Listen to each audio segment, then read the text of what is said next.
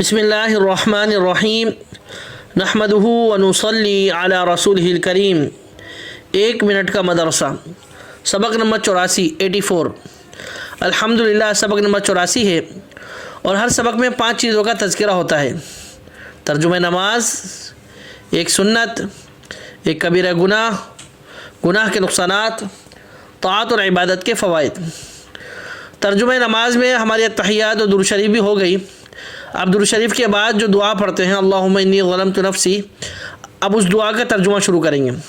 تو اللہم انی کے معنی ہے کہ اے اللہ میں نے، اللہم انی کہ اے اللہ میں نے، اس کا یہ معنی ذہن میں رکھیں۔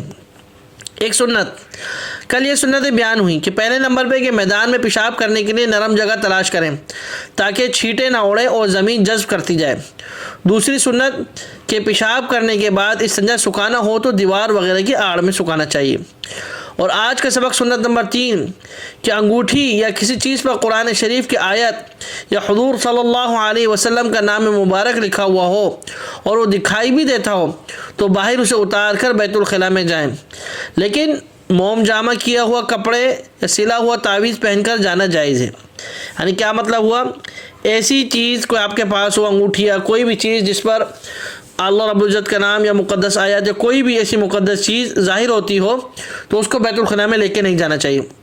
لیکن کوئی ایسی چیز ہے کہ جس پر یہ چیز قرآنی آیات یا اللہ رب العزت کا نام چھپا ہوا ہے، ظاہر نہیں ہوتا، تو اس کو لے جانے کی گنجائش ہے۔ ایک کبیرہ گناہ، بڑے بڑے گناہ جن پر سخت عذاب کی وعید آئی ہیں، ان میں سے ایک بڑا گناہ ہے تکبر کرنا، یعنی اپنے کو بڑا سمجھنا اور دوسرے کو حقیر سمجھنا۔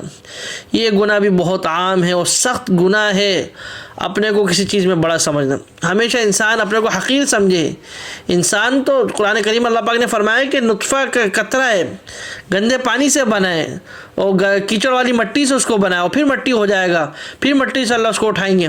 تو بالکل انسان کو تکبر نہیں کرنا چاہیے، اپنے کو کسی سے بھی بڑا نہ سمجھیں۔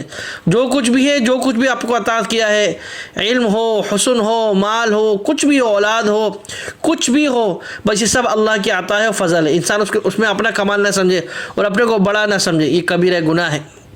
گناہ کے نقصانات، گناہ کرنے سے تعریف کرنے والا خود اس کی برائی کرنے لگتا ہے، کیونکہ گناہگار کی عظمت اور محبت دل سے نکل جاتی ہے۔ تو یہ بھی گناہ کا نقصان ہے کہ جب انسان گناہ کرتا ہے تو جو لوگ اس سے محبت کرتے ہیں، جو لوگ اس کی تعریف کرتے ہیں، وہ بھی اب اس کی برائی شروع کر دیتے ہیں۔ اللہ حفاظت فرمائے۔